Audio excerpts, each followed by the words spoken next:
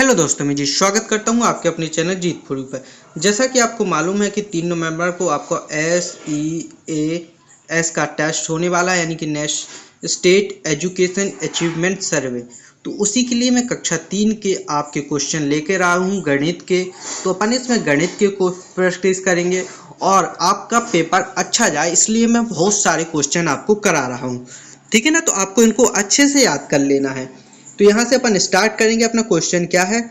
मीना बाजार गई थी। बाजार से उसने कुछ सामान खरीदा। खरीदे गए सामान की पर्चियां टोकन नीचे दिए गए हैं। बताएं उसने कुल कितने रुपए का सामान खरीदा। कितने रुपए का सामान खरीदा कुल? तो पहले 10 का खरीदा, फिर 819 का खरीदा, फिर 19 का खरीदा, फिर 212 का खरीदा। ठीक है ना, तो अब इनको क्या करना है अपन को? इन सभी को अपन को जोड़ देना है। ठीक है ना, तो टोटल कितना आ जाएगा? 960 रुपए। कितना आएगा? 960 रुपए। आगे चलिए। एक गेंद की कीमत 15 रुपए है। नीचे दी गई गेंदों की कुल कीमत कितनी होगी? एक गेंद की कीमत 15, तो यहाँ पर कितनी गेंद दी गई है? 1 2 3 4 5 6। 6 गेंद दी गई हैं, तो 15 इंटू 6 कर देंगे तो कितना आ जाएगा अपने पास? 90। 15 छिक्का 90। ठीक है ना। आगे चलिए। दो संख्याओं का योग 100 है। यदि पहली संख्या 55 है तो दूसरी संख्या क्या होगी? दूसरी संख्या निकालने के लिए अपन को 100 माइनस 55 करना पड़ेगा। तो दूसरी संख्या कितनी आ जाएगी अपने पास? 45। कितनी आ जाएगी? 45। 45 कहाँ पर है? ए वाला। तो ए वाला अपना आंसर सही हो जाएगा। ठीक है, आगे चलिए।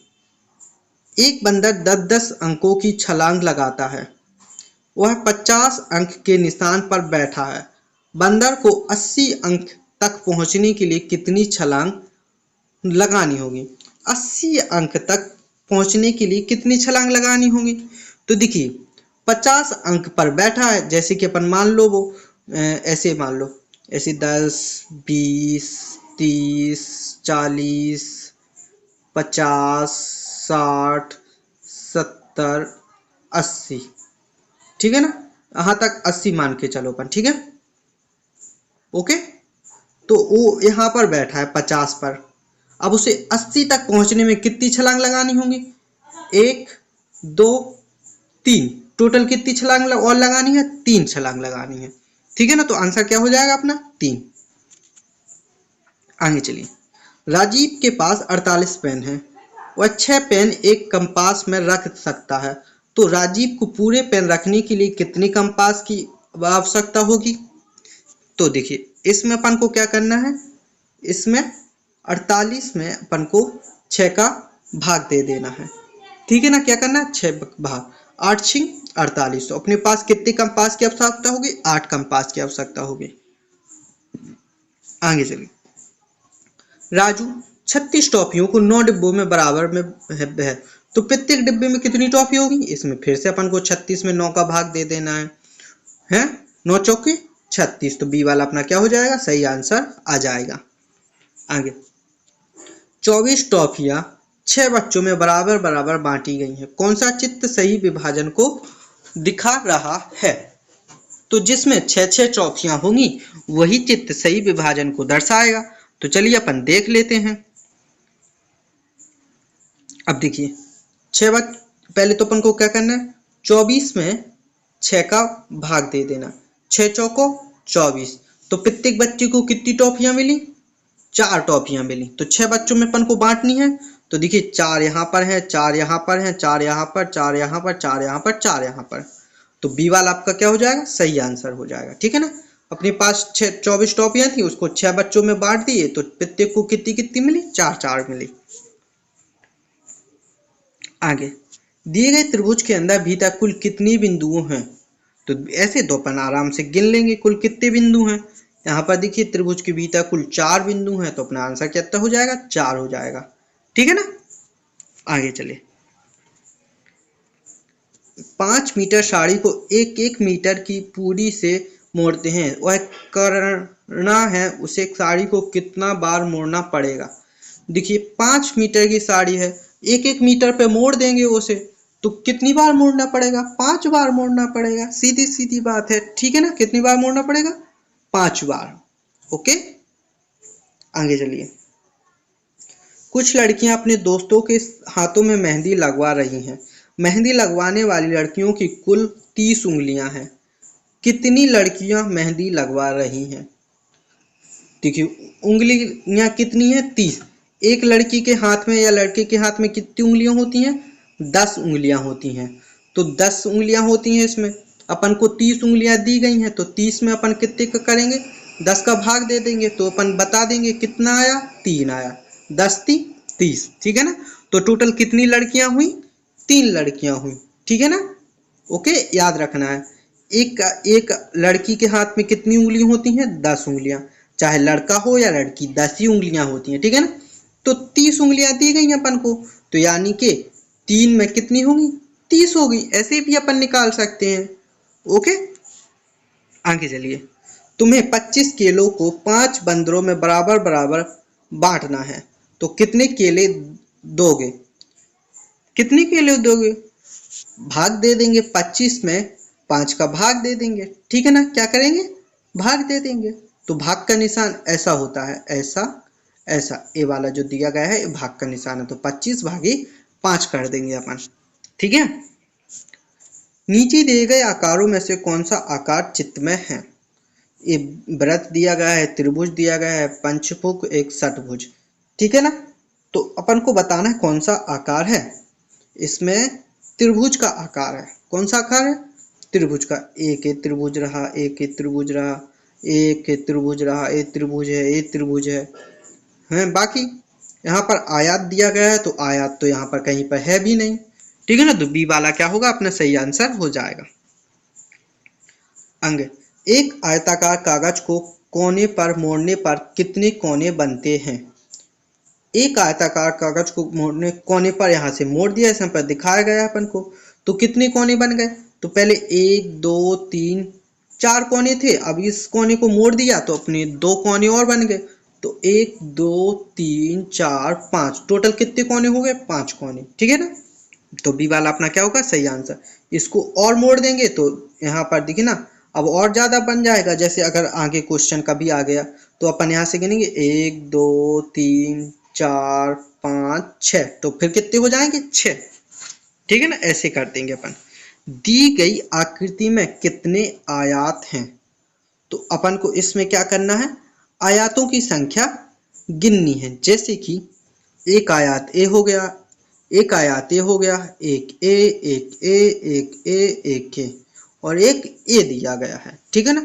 तो टोटल अपन गिनेंगे 1 2 3 4 5 6 और एक जो 7, टोटल कितने हो गए? 7। तो बी वाला आपका क्या होगा? सही आंसर हो जाएगा, ठीक है ना। आगे चलिए। आयताकार कागज के कोनों की संख्या होती है, आयत ऐसा होता है, ठीक है ना। कैसा होता है? आयत ऐसा। तो इसमें कोनों की संख्या कितनी होगी? 1 2 3 4, तो आंसर क्या आएगा अपना? 4। वर्ग की आकृति है, तो वर्ग की चारों भुजाएं कैसी होती हैं? समान होती है, ठीक है ना। आयत की 2 आमने सामने की भुजाएं समान होती हैं, आयत ऐसा होता है और वर्ग ऐसा होता है। तो इसमें चारों भुजाएं किसकी समान दी गई हैं? डी वाले की। तो ये वाला आंसर हो जाएगा। यहाँ पर यह आकार प्राप्त करने के लिए आप किस प्रकार लाइन डालोगे? ऐसी लाइन डालेंगे इसमें, ठीक है ना। तो ये आकार प्राप्त हो जाएगा। तो बी वाला आपका क्या हो जाएगा? सही आंसर। ऐसी सीधी लाइन डाल देंगे अपन। किस आकृति में कोना नहीं है? गोल आकृति होगी उसी में कोना नहीं होगा, तो पहिए में कोना नहीं है। किस में कोना नहीं है? पहिए में, ठीक है ना। आगे, नीचे दर्शाए गए फर्श को बनाने के लिए उसमें बगल में दी गई किस टाइल्स का प्रयोग किया गया है? किस टाइल्स का प्रयोग किया गया है? तो अपन इसमें चित्र को अपन मिला लेंगे तो अपना आंसर आ जाएगा। तो यहाँ पर देखिए किस टाइल का प्रयोग किया गया है? सी वाली टाइल्स का। इसको देखिए ये होम हो, ऐसे काट के ऐसे इसको एक को मिलाएंगे तो इसका आंसर आ जाएगा, ठीक है ना। तो सेम टू सेम कौन से मिल रहा है? सी वाला सेम टू सेम मिल रहा है। ओके, पैटर्न की अगली आकृति कौन सी होगी? पैटर्न की अगली आकृति कौन सी होगी? पहले गोला था, फिर त्रिभुज हुआ, फिर चतुर्भुज, फिर गोला हो गया, फिर त्रिभुज हुआ, फिर चतुर्भुज, चतुर्भुज के बाद यहाँ पर क्या आया? केवल गोला। तो यहाँ पर भी चतुर्भुज के बाद क्या आएगा? केवल गोला। तो सी वाला आंसर हो जाएगा, ठीक है ना। आप यहाँ पर देखिए, बताइए काले रंग की टाइल्स के बराबर की कितनी टाइल्स और बिछानी पर नीचे बनी आकृति पूर्ण भर जाएगी। ठीक है ना। तो यहाँ पर काले रंग की टाइल्स अपन को सामने से ठीक से नजर नहीं आ रही है। ठीक है ना। अच्छा, यहाँ पर अपन को एक टाइल्स दी गई है। टोटल अपने पास कितने खाने हैं? एक दो तीन चार। यहाँ पर चार कम चार, चार दुनिया, चार दीवार, चार को 16, चार पंचे 20।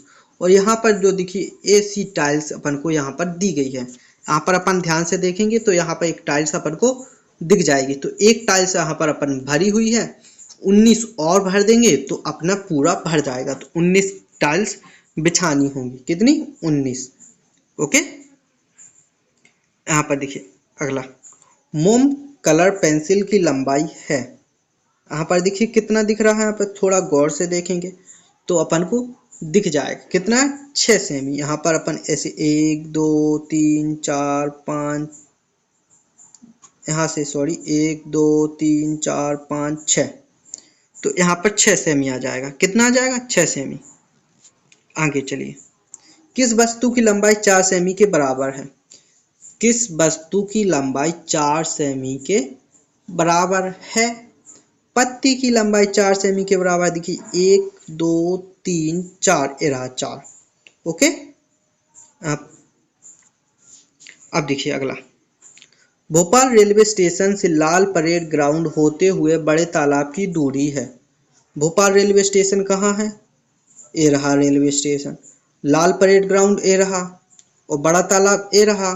तो यहाँ से यहाँ तक की 4 किलोमीटर, और ये कितनी हो गई? 4 और यहाँ तक की 9 किलोमीटर। तो टोटल कितनी हो गई? 4 और 9 13 किलोमीटर। टोटल दूरी कितनी हो गई? 13 किलोमीटर। ओके। आगे चलिए, चित्र में कौन सी वस्तुएं 3 सेमी से लंबी हैं? चित्र में कौन सी वस्तुएं 3 सेमी से लंबी हैं? जैसे 1 2 3 यहाँ पर आ गया। तो अपन को बताना है कौन सी वस्तुएं 3 सेमी से लंबी है। यहाँ पर देखिए एक छाता और एक पेंसिल, 2 वस्तुएं लंबी हैं। तो बी वाला आपका क्या हो जाएगा? सही आंसर हो जाएगा। ठीक है ना। तो इस वीडियो में अब इतना ही। अब क्या करना, अपन को इस वीडियो को अपने दोस्तों के साथ शेयर कर देना है, वीडियो को लाइक कर लेना है, चैनल को सब्सक्राइब कर लेना है, ताकि हर आने वाली वीडियो का नोटिफिकेशन आपको मिल सके। मिलते हैं अगली वीडियो में, तब तक के लिए धन्यवाद।